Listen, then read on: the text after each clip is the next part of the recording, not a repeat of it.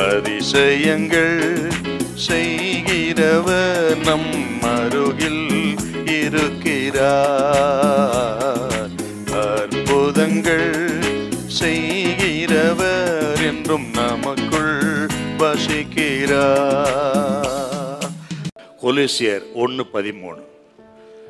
இருளின் அதிகாரத்தினின்று நம்மை விடுதலையாக்கி, இருளின் அதிகாரத்தினின்று நம்மை விடுதலையாக்கி தமது அன்பின் குமாரனுடைய ராஜ்யத்திற்கு உட்படுத்துவமாயிருக்கிற, தமது அன்பின் குமாரனுடைய ராஜ்யத்துக்கு உட்படுத்துவமாயிருக்கிற பிதாவை ஸ்தோத்திரிக்கிறோம். பிதாவை ஸ்தோத்திரி. நமது ஆண்டவர் யார் என்றால் இருளின் அதிகாரத்தில் நம்மை விடுவிக்கிறவர், பிசாசின் பிடியிலிருந்து விடுவிக்கிறவர், பில்லி சூன்ய கட்டிலிருந்து விடுவிக்கிறவர், மந்திரவாதத்திலிருந்து விடுவிக்கிறவர், மாந்திரிகத்திலிருந்து விடுவிக்கிறவர், இனம் புரியாத பயம், இனம் புரியாத மரண பயம் அவர்கள் விடுவிக்கிறவர், விடுதலையாக்குகிறவர்.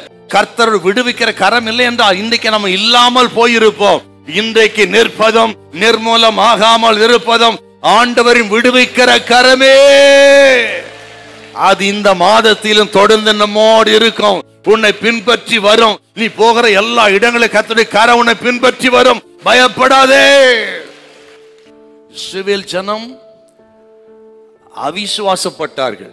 யாத்திரா 14 அதிகாரம் செங்கடலுக்கு முன்பு சூழ்நிலை பார்த்து தரிசித்து நடந்த பொழுது முறுமுறுத்தார்கள். சூழ்நிலையை பார்த்து நிலைமை பார்த்து அதை மட்டும் பார்த்தா முறுமுறுப்பு தான் வரும். கர்த்தர் சொல்ல, அதை நிறுத்துங்கள், விசுவாச கண்களினால் கர்த்தரை பாருங்கள், அவர் கரத்தை பாருங்கள், முறுமுறுக்க மாட்டோம், துதிப்போம். இன்றைக்கு ஆண்டவரை துதிக்கணும். நீங்க அவர் நடத்துகிறார், ஆளுகை செய்கிறார், மகிமைப்படுத்துகிறார், என்றென்றைக்கும் ஆளுகை செய்கிறார். அவர் தமது ஜனத்துக்கு செய்கிற தேவன்.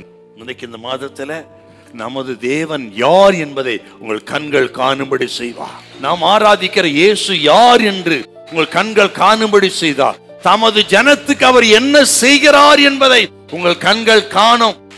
எதையும் பார்க்காதீங்க, சூழ்நிலை பார்க்காதீங்க, நடக்கல ஆகல இல்ல இல்ல அதை பார்க்காதீங்க, தோத்திரம் மட்டும் பண்ணுங்க. நீங்க நமது தேவன் யார் என்று விளங்க பண்ணுவார். அவருடைய வல்லமுள்ள பயம், விடுவிக்கிற கரம், விடுதலையாக்குகிறோம். சில மனிதன் கையில் உன்னை விடுதலையாக்குவார், சில அடிமைத்தனத்திலிருந்து பாவத்திலிருந்து உன்னை விடுதலையாக்குவார்.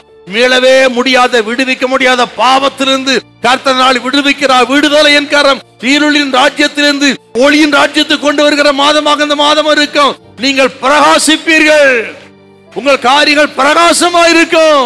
ஹல்லேலூயா, ஹல்லேலூயா.